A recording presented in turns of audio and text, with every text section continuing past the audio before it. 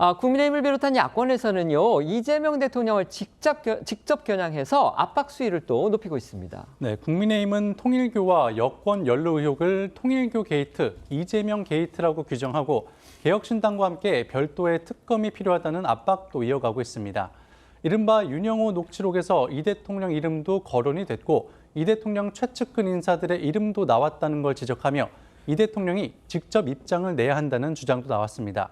국민의힘과 개혁신당에서 나온 목소리도 들어보시죠.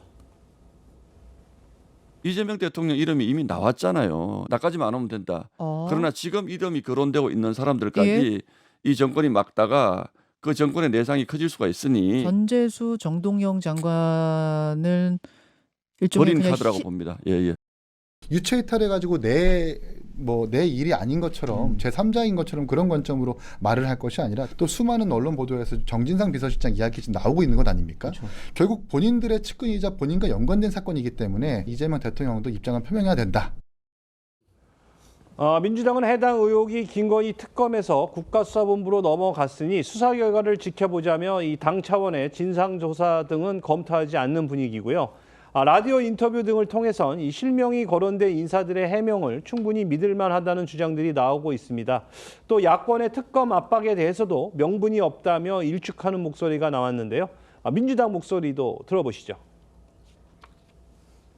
형님 전혀 걱정하지 마세요. 전혀. 그러면서 아주 그냥 평소와 다름없는 그런 밝은 목소리로 그렇게 저를 또 오히려 거꾸로 안심을 시키는 그런 상황이었어요. 주변에서 만나는 또 국민의힘 국회의원들까지도 사적으로는 전재수는 그럴 리가 없다. 그런 강한 신뢰를 보여주고 계시. 그만큼 평소에 전재수 장관이 쌓아왔던 그 신뢰 이런 것이 굉장히 깊은 분이다 이런 생각. 전재수 장관님이 부산시장 나가는데 지장 있는 거 아니 오히려 반전이 생겨서 더 좋은 상황이 생길 수도 있고 그래서 지켜봐야 된다 이렇게 생각합니다. 우리 국민들이 다 동의한 특검의 명분은 내란, 김건희의 국정농단, 최혜병 사건 수사, 은폐 외압 이 세 가지입니다. 그러니까 특검을 하려면 어느 정도 명분이 국민들이 다 공감될 이런 명분이 있어야죠.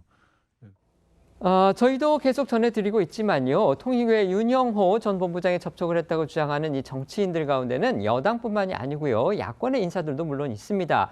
결국 통일교는 여야, 그러니까 현재의 여야를 가리지 않고서 정치권의 영향력을 행사하고 또 뭔가 다리를 만들려 했다는 거. 그런데 이 접촉을 시도한 여야 정치인 숫자 최소 130명이 달한다. 이런 보도가 또 나왔습니다. 네, 야권에서는 이미 관련 의혹으로 구속 기소된 권성동 의원을 비롯해 나경원 의원과 윤한홍 의원, 김규환 전 미래통합당 의원 등의 실명도 거론되고 있는데요.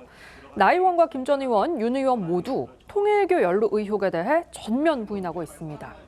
이런 가운데 국민일보는요, 2017년부터 최근까지 통일교 행사에 직접 참석하거나 축사, 축전을 보낸 여야 정치인들이 최소 130명에 달한다고 보도를 했는데요.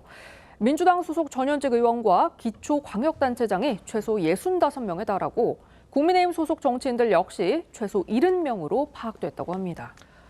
물론 정치인들이 그 지역의 어떤 행사 같은데 축전을 보내고 그다음에 또 심지어 참석을 하고 이런 거를 꼭 그 단체나 그다음에 그 법인 또 종교와 뭔가 유착이 돼 있다 이렇게 단정 짓는 건 좀 빠른 걸로 그렇게 볼 수도 있겠습니다만 어쨌든지 간에 국민의힘이 보도한 그 숫자가 지금 130여 명에 달한다고 하니까 정말 적지는 않아 보이긴 합니다.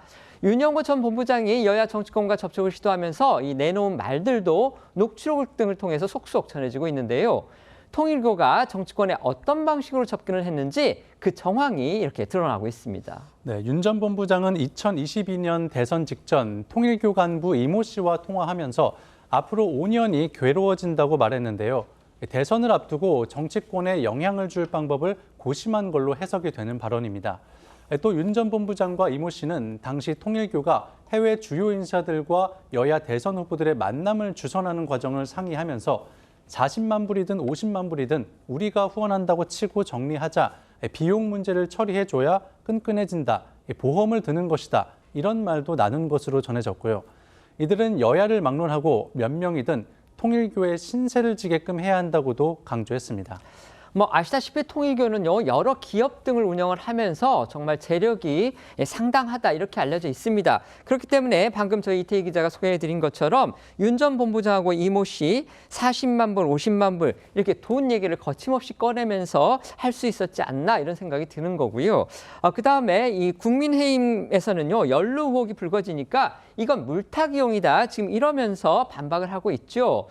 통일교의 입장이 그런데 어제 나왔습니다. 정치권 접촉 자체를 부인을 하면서 지금까지 불거진 여러 의혹들 결국 윤영호 전 본부장의 개인 일탈이다 이렇게 선을 그었습니다. 그렇습니다. 통일교는 어제 저녁 한국협회장 명의 입장문을 통해 사과를 표명하면서도 이 조직 차원에서 정치 권력과 결탁하거나 또 특정 정당을 지원해 이익을 얻으려 한 적은 없다고 했습니다. 그러면서 윤영호 전 본부장 개인의 이 독단적 일탈이었다는 점을 강조했습니다. 잠시 후에 오후 2시 30분부터요. 통일교로부터 정치자금, 불법 정치자금을 받은 혐의로 구속 기소돼서 재판을 받고 있는 국민의힘의 권성동 의원 재판이 열립니다. 이 재판에 지금 윤영호 전 통일교 본부장이 증인으로 출석하게 돼 있어서 관심을 모으고 있습니다. 윤 전 본부장 자신의 결심 공판에서는 여권과의 접촉 부분과 관련해서 추가 폭로를 하지 않았는데요. 오늘 재판에서는 과연 입을 열지 주목해서 봐야 할 듯합니다. 특검에서 경찰청 국가수사본부로 지금 통일교 연루 의혹과 관련한 수사가 지금 넘어갔는데 경찰 나름대로 속도를 내는 분위기입니다. 네, 특검이 경찰청 국가수사본부로 이첩한 내용에 따르면 윤영호 전 본부장이 금품을 제공했다고 주장한 건 전재수 전 장관과 임종성 전 의원, 김규환 전 의원 이렇게 3명인데요. 경찰은 23명 규모의 특별 전남 수사팀을 꾸리고 이들 3명을 피의자로 입건했고요. 출국 금지 조치도 한 걸로 파악이 됐습니다.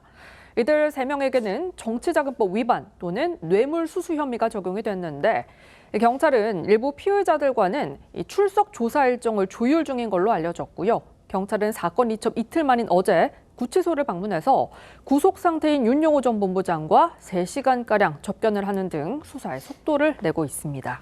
특검으로서는 경찰로 사건을 넘겼기 때문에 이제 이 의혹에서 손을 뗐다 이렇게 볼 수도 있겠지만요. 하지만 언론들은 계속 이 김건희 특검의 편파 수사 논란, 국악과 관련한 의혹들을 보도하고 있습니다. 특검은 다 오보다 이렇게 얘기를 하고 있지만 제기되는 의혹들 하나둘이 아닙니다. SBS는 특검 수사팀이 윤영호 전 본부장으로부터 여권 인사들 접촉 진술을 듣고 뇌물죄 적용 가능성도 있다고 판단해 민중기 특검 등 수뇌부에 보고를 했는데 수뇌부가 수사 착수 여부 등을 명확히 결정하지 않자 수사팀이 추가 대면 보고를 한 차례 이상 진행했다고 보도했습니다. 하지만 특검은 해당 보도 내용은 사실 무근이라며 오보 대응에 나섰고요. 여권 연루 의혹에 대해서만 미온적으로 대처했다는 지적에 거듭 선을 그었습니다.